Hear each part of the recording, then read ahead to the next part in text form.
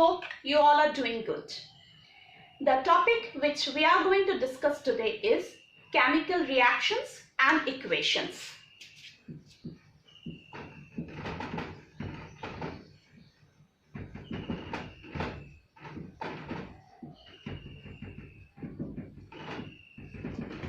There are many situations which we come across in our day-to-day life.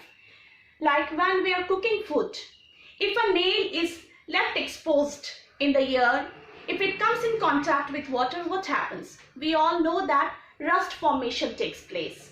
And when food is cooked, a nice smell comes out, as well as the change of the food completely changed. The color of the food is completely changed. Then if we keep our milk open without keeping it in the fridge or without boiling it time to time, what will happen to the milk? So in these situations, in these cases, what we can see is there is a change from the initial state to the final state. Now what does these changes are known as? In the language of science, it is known as a chemical change, because when a food will be cooked, the raw vegetable which has used to cook the food, we will not get back those raw vegetables. We are getting a cooked, refined and a delicious food which can't be formed back to the raw one. So this is in chemical language, or in science language, it is known as chemical reaction. In our smaller classes, we have learned about chemical reactions and physical changes. Now, chemical changes are those changes. Chemical changes are those changes in which we are getting a new substance. Formation of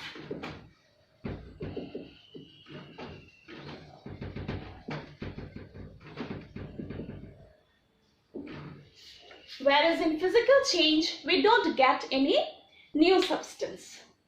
Also, in chemical change, the material, the state with what the initial substance has been made up of will get completely changed. A different substance we are getting.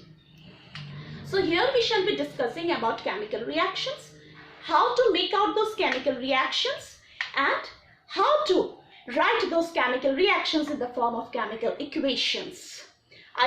In front of you, I am going to cite few examples. The first example is, if we burn a magnesium ribbon, what happens?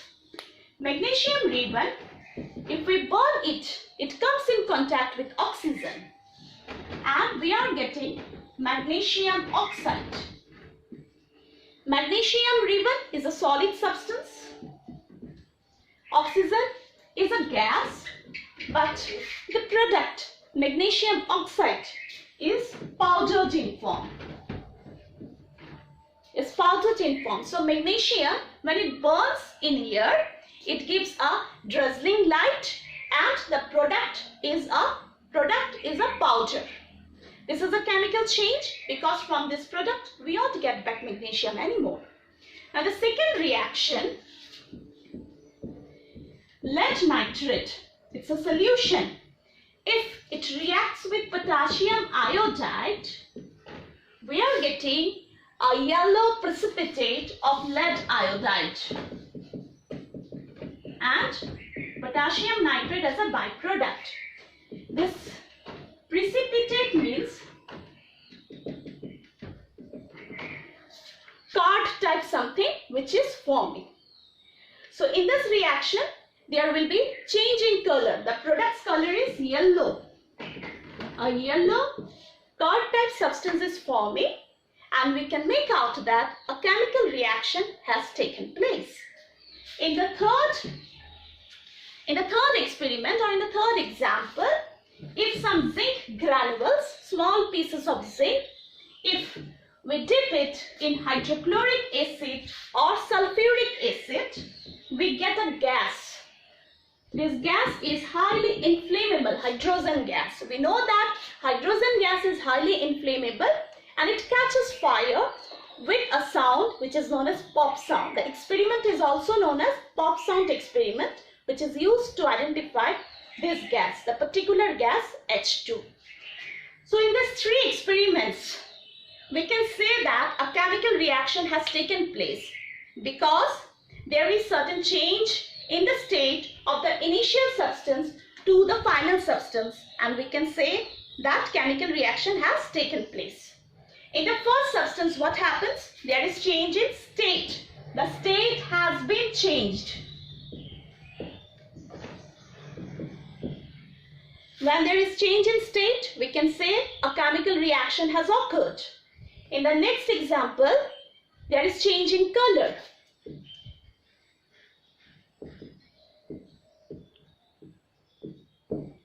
Because we got a yellow precipitate, the product's color is yellow. So we can say that there is change in color. And in the last one, there is formation of gas. The gas burns with a pop sound.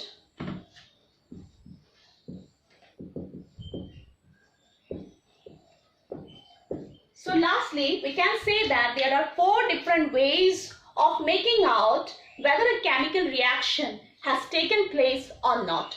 What are they? Let me write down.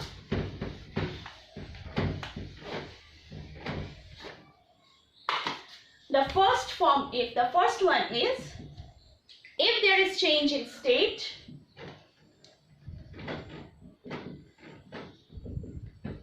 we can say chemical reaction has occurred. If there is change in color, we can say the chemical reaction has taken place. Then third one is formation of any gas. It might be carbon dioxide, it might be hydrogen, might be oxygen, any gas.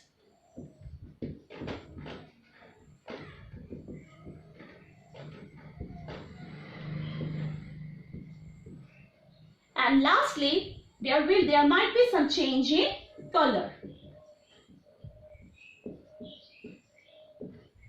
When food gets spoiled, have you ever touched the vessel in which that spoiled food is kept?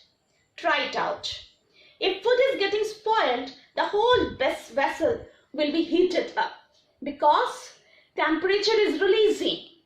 So when a chemical reaction takes place, any of this might take place. Like the state might be changed, the color of the initial substance will get changed. There might be a liberation of any sort of gas, and it can be made out by its odor. And if the change in temperature,